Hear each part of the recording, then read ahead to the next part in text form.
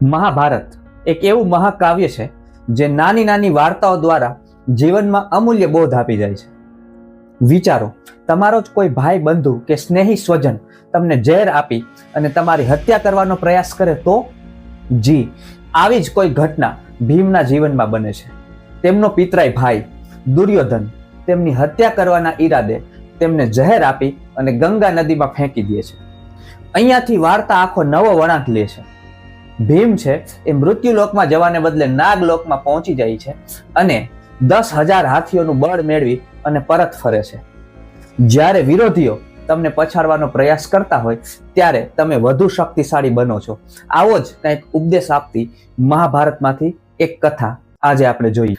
નમસ્કાર મિત્રો. હસ્તિનાપુરના રાજા ધૃતરાષ્ટ્રના મોટા ભાઈ પાંડુ વનમાં મૃત્યુ પામે છે. ત્યારબાદ તેમના પત્ની કુંતી અને એમના 5 પુત્ર એટલે કે પાંડવો હસ્તિનાપુર પરત ફરે છે. એ હસ્તિનાપુર આવી ભીષ્મ, વિદુર, ધૃતરાષ્ટ્ર અને સંપૂર્ણ હસ્તિનાપુરને સમાચાર આપે છે કે પાંડુનું અવસાન થઈ ચૂક્યું છે.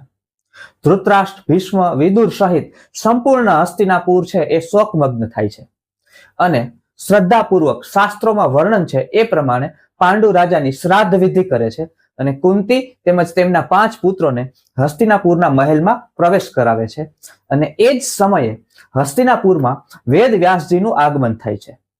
વેદ વ્યાસજી છે એ સત્યવતીને મળે છે. સત્યવતીની કથા વિશે પણ આપણે ક્યારેક વાતો કરીશું. સત્યવતીને મળે છે અને તે હસ્તિનાપુર વિશે ભવિષ્યવાણી કરે છે કે હસ્તિનાપુરના સારા દિવસો હવે વીતી ચૂક્યા છે. કૌરવોની રાજ્ય લાલચાને કારણે અહીંયા મહાન યુદ્ધો થશે અને ધીરે ધીરે હસ્તિનાપુરનું પતન થશે. અહીંયા બેસી અને આ પતન જોવું એ હવે તમારા માટે યોગ્ય નથી, એટલે તમારે હવે વન ગમન કરવું જોઈએ. આ સલાહ માની અને સત્યવતી છે એ અંબિકાને સાથે લઈ અને વનમાં જતી રહે છે અને ત્યારબાદ પાંડવો અને કૌરવો છે એ સાથે હસ્તિનાપુરમાં વસવાટ કરતા થાય છે. ત્યારબાદ પાંડવો અને કૌરવોમાં બાળ સહજ લડાઈઓ અને સ્પર્ધાઓ થવા લાગે છે. પરંતુ આ સ્પર્ધામાં પાંડવો પૈકી એક પાંડવ એટલે કે ભીમ છે એ સૌથી બળવાન સાબિત થાય છે. રમત ગમત હોય, કુસ્તી હોય કે કોઈ પણ સ્પર્ધા હોય કે કાંઈ પણ રમત હોય, ભીમ છે એ તમામ જગ્યાએ કૌરવોને હરાવે છે.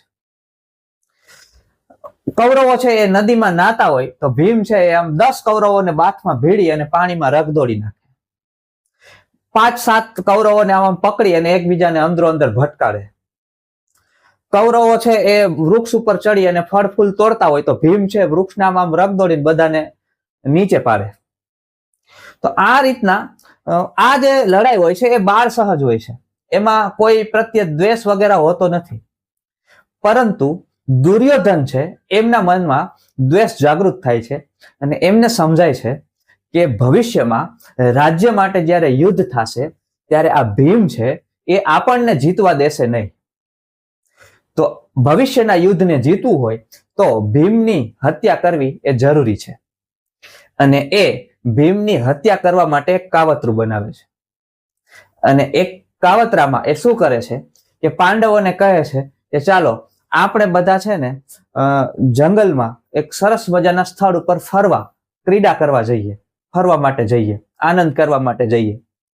અને એ ગંગા નદીના તટ ઉપર એક પ્રમાણકોટી નામનું એક સ્થળ, એક શહેર બનાવે છે જ્યાં સરસ મજાના ઉદ્યાનો નિર્મિત કરાવે છે, નાવા માટે વિશાળ કુંડ બનાવડાવે છે અને રહેવા માટે કોમળ કાપડના ટેન્ટ બનાવડાવે છે અને જમવા માટે અનેક વાનગીઓ તૈયાર કરાવે છે. હવે જ્યારે કોઈની હત્યા જ કરવી હોય, કાવતરું જ બનાવવું હોય ત્યારે આવી બધી સુવિધાઓ છે એમને ખાસ જોવામાં આવે. મનમાં આવા કાવતરાનો પ્લાન કરી દુર્યોધન છે એ બધા કૌરવોની સાથે પાંડવોને પણ એ પ્રમાણકોટીમાં લઈ જાય છે. પાંડવો તો ત્યાં ભાઈઓ સાથે આનંદ પ્રમોદ કરવા ગયા હોય છે. એમને તો દુર્યોધનની આવી મેલી મથરાવટી ખબર હોતી નથી.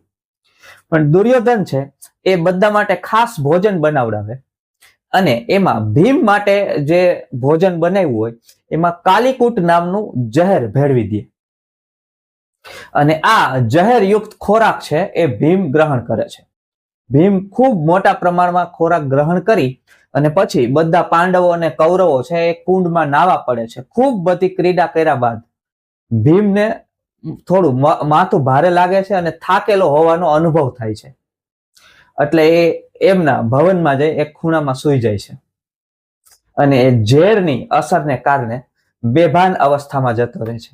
કોઈને આ વાતની ખબર હોતી નથી, પણ દુર્યોધનને ખબર છે. તો દુર્યોધન શું કરે છે કે ભીમને જે જંગલમાંથી વેલાઓ તોડી એમના દ્વારા બાંધી અને ગંગા નદીમાં ફેંકી દે છે. અને એમને એમ થાય છે કે ભીમ છે એમનું હવે મૃત્યુ થઈ ગયું. લડાઈમાં જીતવા માટે એક કંટક છે એ હવે અહીંયા નાશ પામ્યો. પરંતુ ઘટના આટલી સામાન્ય હોતી નથી. જેવો ભીમ છે એ ગંગા નદીમાં પડે છે, ત્યાં એ નાગલોકમાં પહોંચી જાય છે અને ત્યાં હજારોની સંખ્યામાં નાગ છે એમની તરફ દોડે છે. એમની આ વિશાળ કાયા જોઈ એમનાથી ડરી અને એમને ડંખ મારવા લાગે છે. અને આ ઝેરીલા સાપોના ડંખના કારણે હવે ભીમના શરીરમાં ઓલરેડી એક ઝેર હોય છે, સામે આ ઝેર છે એ એન્ટીબાયોટિકનું કામ કરે છે અને એમનું ઝેર છે એ ઉતરી જાય છે. અને એ જ્યારે આમ ઊભો થાય નાગલોકની અંદર અને આસપાસ બધા નાગોને જોવે છે, તો એ બધા નાગને મારવા લાગે છે. તો બધા નાગ છે એ ભાગી અને એક એમના જે લીડર હોય છે વાસુકી નાગ એમની પાસે જાય છે. વાસુકી નાગ છે એ ભીમ પાસે આવે છે અને એ ભીમને ઓળખી જાય છે. હવે વાસુકી નાગ છે ને એ વાસ્તવમાં યદુવંશ સાથે સંબંધ ધરાવે છે. યદુવંશમાં એક વ્યક્તિ હોય છે એ વાસુકી નાગના ભાણેજ હોય છે. તો આ રીતના ભીમ છે એમની માતા કુંતી છે એ પણ યદુવંશી છે. તો આ રીતના બંનેનું કનેક્શન યદુવંશમાં કૃષ્ણના વંશમાં નીકળે છે અને વાસુકી નાગ છે એમને ઓળખી પણ જાય છે. પછી એમનું વેલકમ કરે છે અને એમને બધી વાત કરે છે કે આ રીતના આપણે સંબંધ છે. અને એ ભીમનું સારું કરવા માટે ભીમને કહે છે કે હું તને શું આપી શકું, બોલ.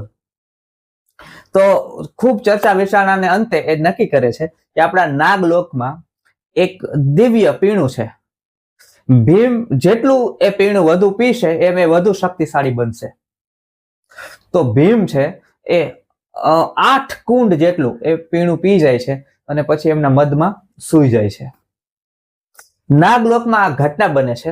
પૃથ્વીલોકમાં શું થાય છે કે યુધિષ્ઠિર ને અર્જુન ને નકુલ ને સહદેવ ને બધા ચિંતિત હોય છે કે ભીમ ક્યાં ગયો.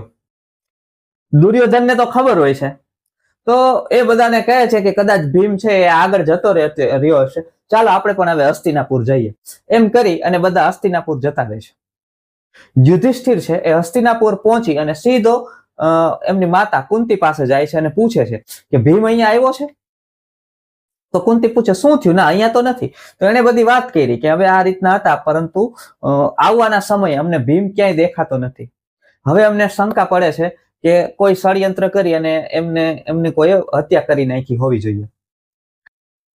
યુધિષ્ઠિર અને માતા કુંતી છે એ ચિંતામાં આવી જાય છે અને ચિંતામાં આવી અને વિદુરજીને બોલાવે છે અને વિદુરજીને ઘટના સમજાવે છે. તો વિદુરજી છે એ એમને કહે છે કે આવી કોઈ પણ ઘટનાનો ઉલ્લેખ કર્યા વગર બિલકુલ ચૂપ થઈ જાઓ. ભીમને કશું નહીં થાય. શું કામ? વેદ વ્યાસજીએ તમામ પાંડવોને એક દિવ્ય શક્તિ આપી છે કે આવા કાવતરાઓથી તેમની હત્યા કરી શકાશે નહીં. અને એમણે વેદ વ્યાસજીની ભવિષ્યવાણીનો ઉલ્લેખ કરી અને સંપૂર્ણ વાત કરી, જેથી યુધિષ્ઠિર અને કુંતી છે એ શાંત પડ્યા અને ચિંતા મુક્ત બન્યા. બીજી બાજુ નાગલોકમાં 8 દિવસ બાદ, એટલે કે દિવ્ય પીણું પીધા પછી 8 દિવસ બાદ ભીમ છે એ જાગૃત થાય છે, જાગે છે, નિંદ્રા અવસ્થામાંથી જાગે છે.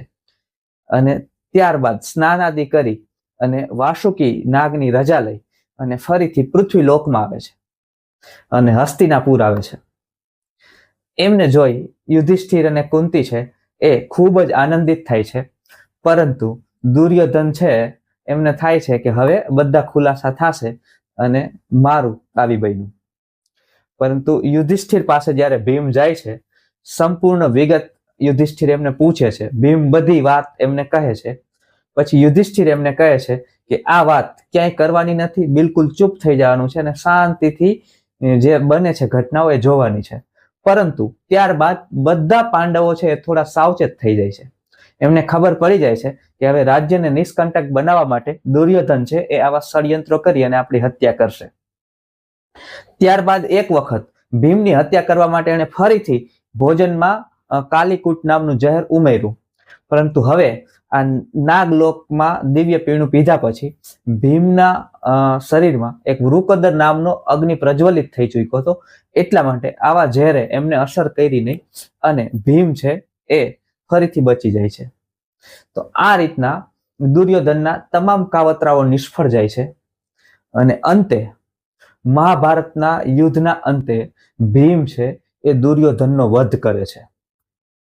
મિત્રો, મહાભારતની આ ઘટનામાંથી એક વાત ખાસ સમજવાની છે કે જ્યારે તમારા વિરોધીઓ તમારા અગેન્સ્ટ કાવતરાઓ કરતા હોય, ષડયંત્રો બનાવતા હોય, ત્યારે ચિંતા કરવાને બદલે ચિંતન કરશો. તમે આવા ષડયંત્રોને કારણે વધુ શક્તિશાળી બનશો અને એક દિવસ આવશે જ્યારે તમે વિરોધીઓનો અંત કરવામાં સફળ થશો.